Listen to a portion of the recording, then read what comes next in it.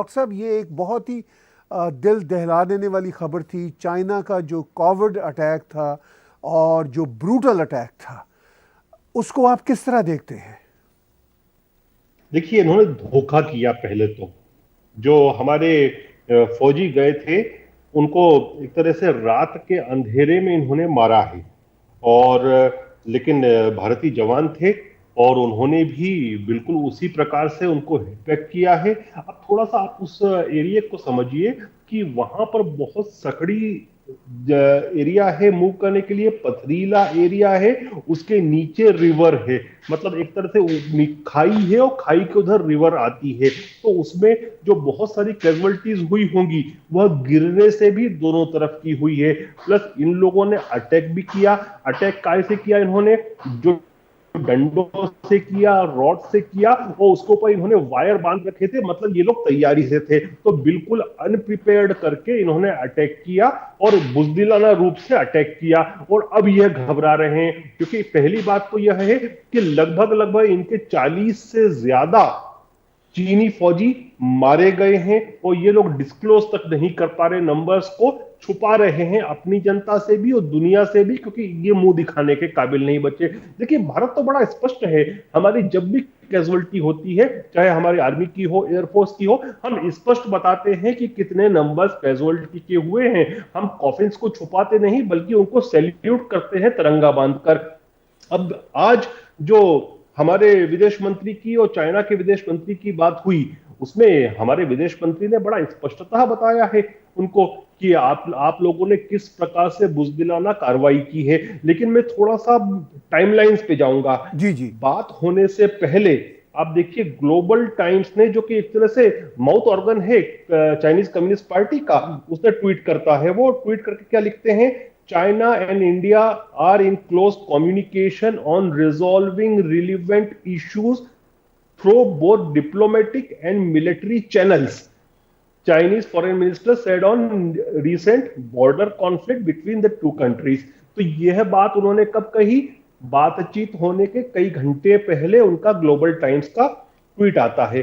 फिर उन्होंने ये भी, इनके जो एडिटर्स हैं और इनके जो मीडिया कर्मी हैं, वो मीडिया कर्मी क्या, कम्युनिस्ट ही हैं, कम्युनिस्ट पार्टी के आप कह सकते हैं कि अधिकारी हैं। उन्होंने तो यहां तक ये कहा कि भारत को बिल्कुल, जिसको कहते हैं कि जिसको घमंड के साथ पेश आना, उस तरह से पेश नहीं आए। तो आप मुझे बताएं कि घमंड के साथ कौन पेश आता है, जो पिटता है या जो पीटता है? तो यह बात भी बिटवीन द लाइन समझने की है।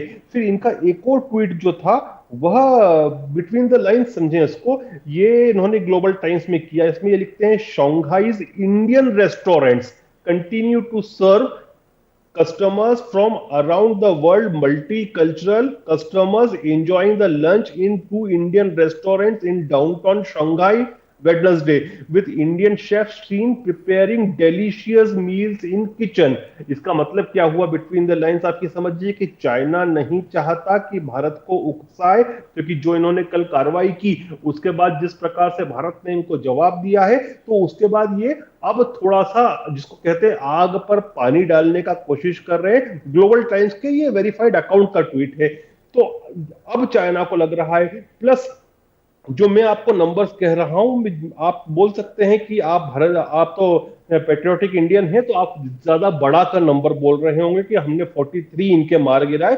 अब मैं आता हूं इसके ऊपर, जो आज खबर दी है यूएस न्यूज ने। तो यूएस न्यूज तो बहुत मान्य है, क्योंकि 70 साल से ज्यादा पुरानी न्यूज एजेंसी है, उसकी खुद की एक प्रतिष्ठा है। वह कहते हैं कि 35 चाइनीज को मारा है इंडियन ट्रूप्स ने, और इसमें ऑफिसर्स भी सम्मिलित है।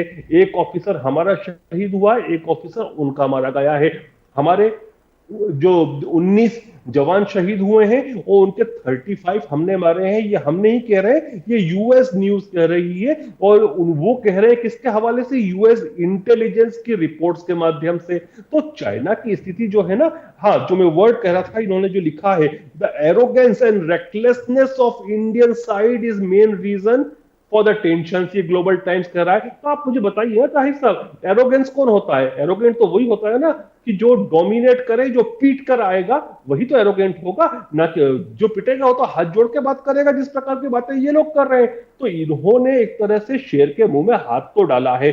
और भारत की सरकार ने अपनी सेना को स्वतंत्रता दी है, जो निर्णय लेना हो लें। हमारे जवान जो है पिटने के लिए नहीं है, हम बिना हथियार लेकर गए थे, क्योंकि हमारी ट्रीटी जो चीन के साथ है इन एरियाज के लिए, कि जब भी गश्त तो होगी तो दोनों साइड बिना हथियार के जाएंगे। हमने उस ट्रीटी का उल्लंघन नहीं किया, ट्रीटी का पालन किया, और बदले में इन्होंने हमारे पीठ में छुरा घोंपा है।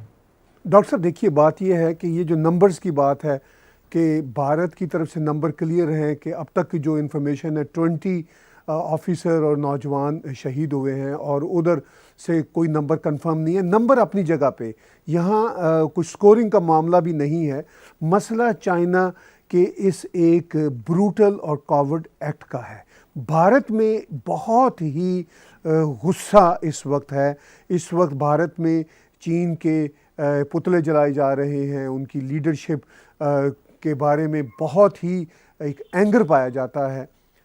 और इस सारी सूरत हाल में अब चाइना की जो कोशिश है, जो मैं भी देख रहा हूँ, आप भी उनके अखबारात को कोट कर रहे हैं, चाइना की ये कोशिश है बताया जाए कि चीनी हिंदी भाई भाई वाली बात अब वो कर रहे हैं। सिर्फ इस बात से नहीं कि वो चीन के साथ अच्छा संबंध चाहते हैं, उनको ये पता है कि चीन को ये पता है कि भारत के साथ अच्छा संबंध ही नहीं चाहिए, बल्कि भारत उनका एक ऐसा मजबूत नेबर है जिसके इंटरनेशनल स्ट्रेटजिक अलायंस हैं वेस्टर्न वर्ल्ड के साथ, और इसके साथ साथ उनका ट्रेड है भारत के साथ। और भारत को वो कैसे गंवा सकते हैं, भारत के साथ किस तरह वो इतना बड़ा मैस कर सकते हैं, और क्या ये सारा अनजाने में आपको लगता है हुआ है? वहाँ पे कोई ऐसी फोर्सेस हैं पीएलए की जिनसे ये गलती में हुआ, या ये पीछे से आपको लगता है कि कम्युनिस्ट पार्टी की कोई हदायत थी कि आपने ये एक ब्रूटल और कॉवर्ड एक्ट करना है? नहीं, देखिए, मैं वहां तक नहीं जाऊंगा कि कोई हिदायत थी कम्युनिस्ट पार्टी की, लेकिन इसमें पॉलिटिकल एंगल को हम इसलिए नहीं मिस करेंगे क्योंकि वहां पर जो सिस्टम है कि जिसमें शी जिनपिंग जो सुप्रीम कमांडर है एक तरह से पीपल्स लिबरेशन आर्मी के, वो कोई भी उनकी आउटपोस्ट होती है वहां दो अधिकारी होते हैं हमेशा, ये उनका तरीका है। और एक अधिकारी तो जो होता है वो सैन्य अधिकारी होता है, और दूसरा वहां पर पॉलिटिकल ऑफिसर होता है। यहां तक कि जो अधिकारियों के प्रमोशंस की, सैन्य अधिकारियों के प्रमोशंस का जो सीवी बन के जाता है ऊपर, उसमें भी 50% जो रोल होता है वो सेना वालों का होता है, सैन्य अधिकारी का होता है, और 50% जो होता है वो political officer deputated by the communist China communist party. Chinese communist party का जो पॉलिटिकल ऑफिसर बैठता है 50% सीवी वह लिखता है। तो आप पीएलए को और कम्युनिस्ट पार्टी को, दोनों को अलग अलग यूनिट चाइना के संदर्भ में मान ही नहीं सकते। तो कहीं ना कहीं पॉलिटिक्स है, लेकिन मैं अभी इस स्थिति में वहां तक के नहीं जाऊंगा कि वो सुप्रीम लेवल पर से आया है आदेश, वहां तक जाने की जरूरत नहीं। लेकिन हाँ, पॉलिटिकल एलिमेंट को आप उसमें इग्नोर नहीं कर सकते। लेकिन मुझे एक चीज, जितना मैं चाइना को समझ रहा हूं, मुझे लगता है कि जो चाइनीज कम्युनिस्ट पार्टी, इसमें बहुत कुछ इंटरनल टर्मोइल चल रहा है। और विशेषकर शी जिनपिंग जिस प्रकार से कोरोना वायरस को उन्होंने हैंडल किया, जिस प्रकार से उनकी इकोनॉमी खराब हो रही है, जिस प्रकार से नंबर्स को छुपाए और लोगों को जो उनके लास्ट राइट्स होते हैं, जो लोग कोरोना से मरे उनके लास्ट राइट भी ढंग से नहीं हो पाए, तो मुझे ऐसा लग रहा है कि जो वहां पर चाइनीज कम्युनिस्ट पार्टी, उसमें बहुत ज्यादा टर्मोइल चल रहा है। और खुद की कुर्सी को बचाने के लिए शी जिनपिंग एक, जिसको कहते हैं, नेशनलिस्टिक वैगन पर सवार होने की कोशिश कर रहे हैं। और जिस प्रकार का एग्रेशन चाइना दिखा रहा है, और जिस प्रकार का एटीट्यूड जो कि इंटरनेशनली रिकॉग्नाइज नहीं है बल्कि इंटरनेशनली कंडमेबल है, वह कर रहे हैं, जो कि बूमरैंग होगा चाइना के ऊपर। वो बूमरैंग होना शुरू हुआ है। मैं कैसे बता रहा हूं आपको, जी जी। देखिए, आज ही सीएनएन का न्यूज आया है। सीएनएन कहता है कि 3 US navy aircraft carriers are patrolling the Pacific Ocean at the same time and China is not happy. अब इसमें मुझे लगता है कि ये कौन से होंगे वेसल्स? मुझे लगता है ये यूएसएस थ्रोवेल्ट रूसवेल्ट होगा एक, दूसरा मुझे लगता है निमिटिज होगा, और तीसरा यूएसएस रोनाल्ड रेगन होगा। तो इसको आप समझिए कि ये क्यों आए हैं। ये जाएंगे उसके वेस्टर्न कोस्ट पर, और जब वेस्टर्न कोस्ट पे जाने का मतलब यह है कि उनकी वायुसेना विशेषकर जो है उसको चाइना को कंपेल किया जाए कि अपनी वायुसेना को वेस्टर्न फ्रंट पे लाए ईस्टर्न फ्रंट से। तो दुनिया एक्ट कर रही है और नजर रखकर बैठी है, तो this is a warning for them. और एक और मैसेज जो दे रहा है इससे अमेरिका, अब आप इसको जियोपॉलिटिकल रूप में समझे, यूएस कैरियर्स को भेजने का मतलब यह है कि US carriers rule Indo Pacific. दूसरी चीज, चाइना की बौखलाहट आप समझें, क्योंकि चाइना के पास सबसे बड़ी जो समस्या है कि उसका 90% ट्रेड जाता है, वह जाता है मलक्का स्ट्रेट से। अब मलक्का स्ट्रेट को आप देखिए कि मलक्का स्ट्रेट जो हमारा निकोबार आइलैंड का जो लास्ट पॉइंट है, जिसको इंदिरा पॉइंट कहते हैं, कुछ ही नॉटिकल माइल्स पर है इंडोनेशिया से। इंडोनेशिया के इनसे बहुत खराब संबंध चल रहे हैं। इन्होंने कुछ दिन पहले इंडोनेशिया की एक शिप पे भी इन्होंने अटैक किया था, तो वहां पर भी प्रॉब्लम है। अगर भारत से ज्यादा परेशानी बढ़ती है तो एक तरफ से ऑस्ट्रेलियन नेवी, क्वाड, क्योंकि क्वाड काफी सक्रिय हो चुका है आज के समय जी में, जी तो बिल्कुल। क्वाड के माध्यम से जापानीज नेवी एक तरफ से और ऑस्ट्रेलियन नेवी और दूसरी तरफ से हमारा, चूंकि वो खुद आइलैंड कुछ ही नॉटिकल माइल्स पर है, तो वहां से हम ब्लॉकेज कर देंगे तो 90% जो ट्रेड है पीपल्स रिपब्लिक ऑफ चाइना का, वह तो खत्म हो जाएगा। अच्छा, ये इनकी हिम्मत नहीं है कि हमसे लड़े। ये बिल्कुल सिचुएशन बहुत क्लियर है कि वेस्टर्न एलाइज भी भारत के साथ ही जाएंगे, और जो वहाँ पे रीजनल प्लेयर्स हैं जैसे जापान है और ऑस्ट्रेलिया है, इंडोनेशिया है, मलाइशिया है, इवन ताइवान, वो सब भी चाइना की इस हरकत को ना सिर्फ कंडेम करेंगे, चाइना के फर्दर किसी एक्शन को कोई भी पसंद नहीं करेगा। और चाइना भी अब ये कोशिश कर रहा है, जैसा कि आपने कहा कि वो रेस्टोरेंट्स की इंफॉर्मेशन दे रहा है कि जी वो जो इंडियन रेस्टोरेंट्स इन बीजिंग हैं वहाँ पर भी लोग जा रहे हैं। क्या चाइना से ये जो मैस है, क्या उसकी एक वजह कोरोना वायरस की मिस हैंडलिंग जो है और चाइना पर जो दुनिया का एक गुस्सा है उसकी कोई डिस्ट्रैक्शन में है, या ये मैस जो है भारत के साथ उन्होंने किया है ये मैस के ऊपर एक मैस है? क्या आप समझते हैं? नहीं, ये मैस के ऊपर मैस नहीं है। आप ये समझिए कुछ ना कुछ हद तक चाइना कामयाब भी हुआ है। आप देखिए पिछले 3-4 दिन से जो इंटरनेशनल न्यूज कवरेज जा रहा है, वो कोरोना वायरस एंड चाइना का नहीं जा रहा है। अब वो जा रहा है कि चाइना जो भारत के साथ जो हॉट टेम्पर्स चल रहे हैं और जो स्थिति बनी हुई उस पर जा रहा है। तो डेफिनेटली एक संदर्भ इसका यह भी है कि किसी तरह से चीजों को डाइवर्ट किया जाए। और लेकिन इसमें इसने भारत का और क्वेड का एक फायदा कर दिया। कैसे फायदा किया, जियोपॉलिटिकल टर्म्स में बताऊं मैं आपको, कि इन्होंने अपने जो पप्पी गवर्नमेंट है, मैं पपेट नहीं बोलता, पपी गवर्नमेंट है नॉर्थ कोरिया की, चाइना की, उसने अभी डेमोलिश किया इंटर कोरियन जो लायजन ऑफिस था, जो कि बिल्कुल बॉर्डर पर है नॉर्थ कोरिया और साउथ कोरिया की। तो उसको जो इन्होंने डेमोलिश किया है, उसने साउथ कोरिया को भी अब प्रमोट करेगा वह कि वो क्वाड को ज्वाइन कर ले। मैं काफी लंबे समय से अपने आर्टिकल्स में लिखता आया हूं कि साउथ कोरिया को हमको क्वाड में मिलाना होगा, और अब ये स्थिति खुद चाइना बना रहा है कि जिस तरह से उन्होंने तोपा हो तो उन सबको किसी को फॉलो नहीं करती। अभी मैं हम on a later day we will talk about कि किस प्रकार से 8 कंट्रीज जो हैं उनमें से प्रमुखता से जो चाइना के अगेंस्ट हैं, चाइना को पसंद नहीं करती, उन कंट्रीज को वो पानी के लिए थर्स्टी करने की कगार पर पहुंच गया है। तो ये एक अलायंस जो बन रहा है वो चाइना को घेर लेगा। ये जो स्ट्रिंग्स ऑफ पर्ल्स कहते हैं ना, अब उसका दूसरी चीज आ रही है, ये आ रही है गार्लैंडिंग चाइना की, सब तरफ से गार्लैंड बना दो चाइना को, चाइना घेरा जाएगा। उस स्थिति पर अब स्थिति आगे बढ़ने लग गई है। देखिए, बात ये है कि चाइना को इसकी भारी कीमत तो चुकाना पड़ेगी, ये बात तो तय है, इंटरनेशनल लेवल पर भी और अपने अंदर जो उनके इंटरनल इश्यूज हैं उन पर भी।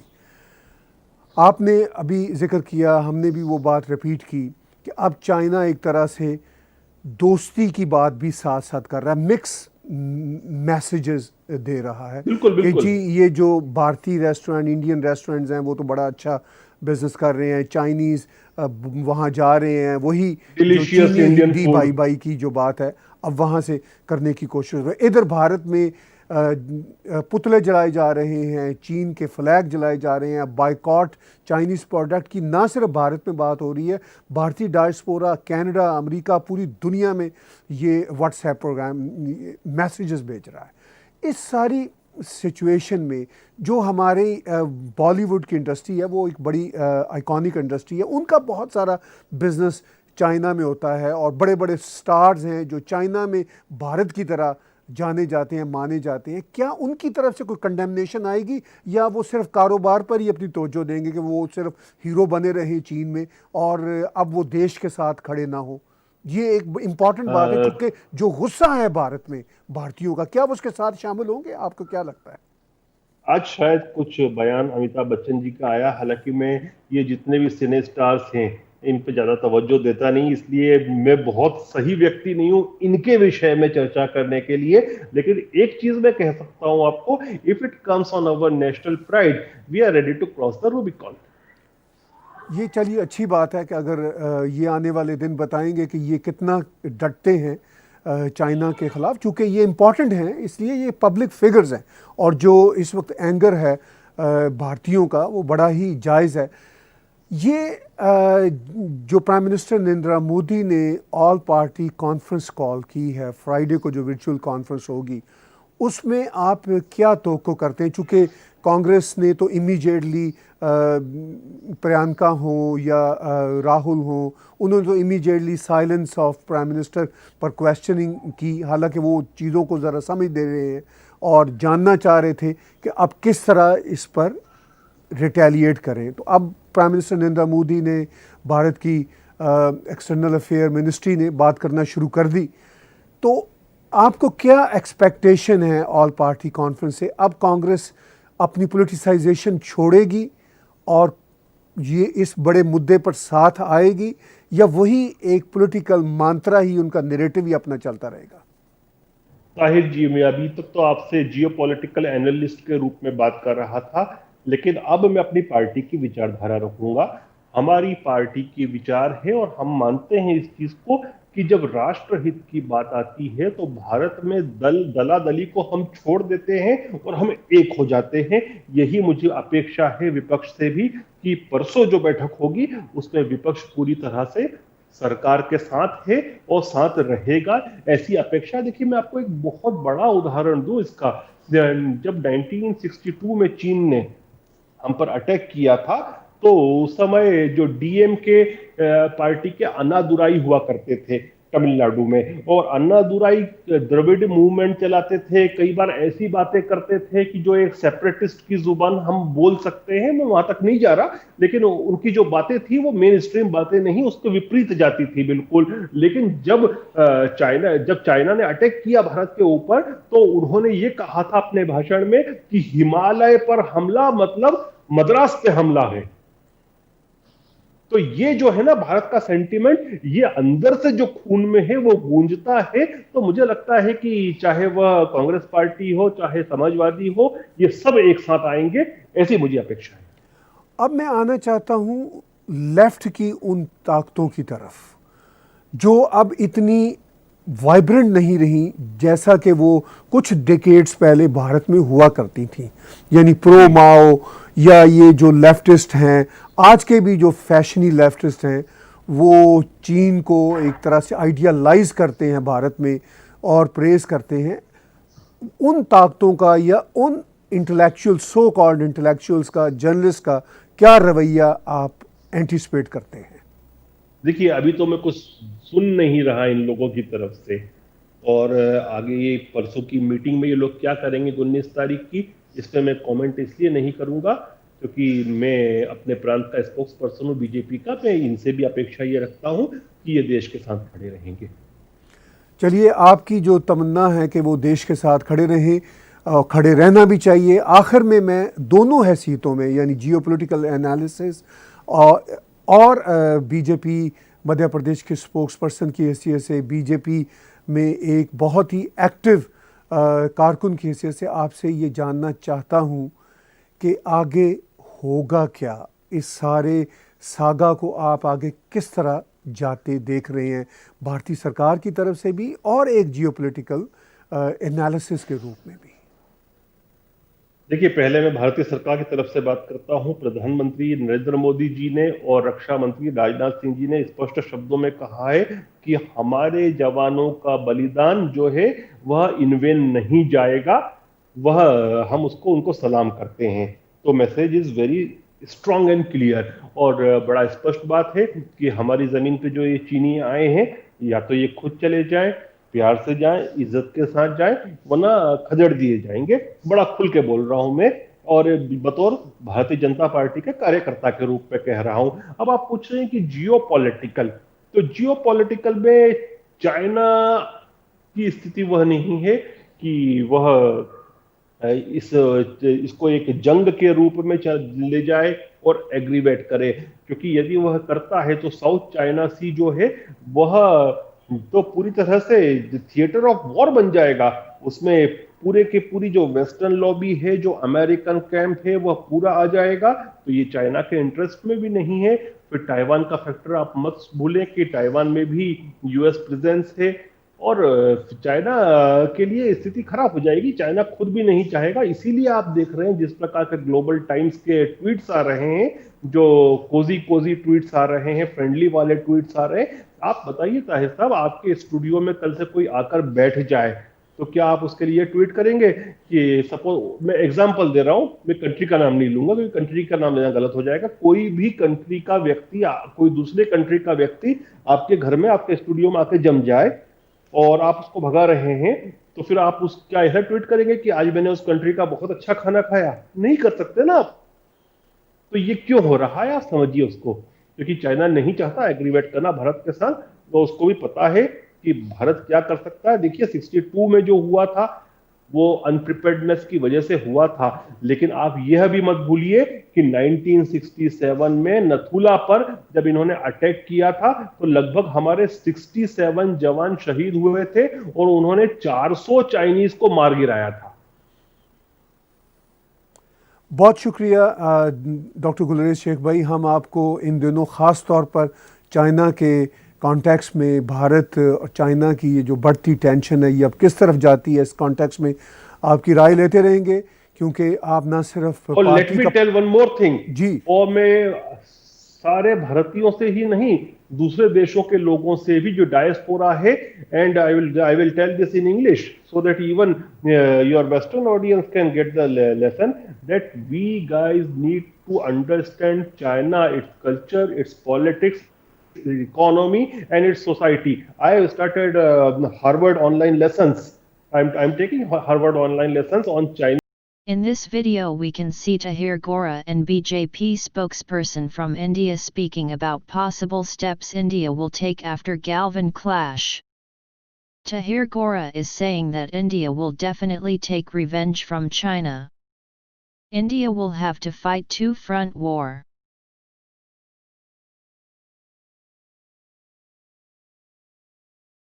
If you like our video, please like and subscribe.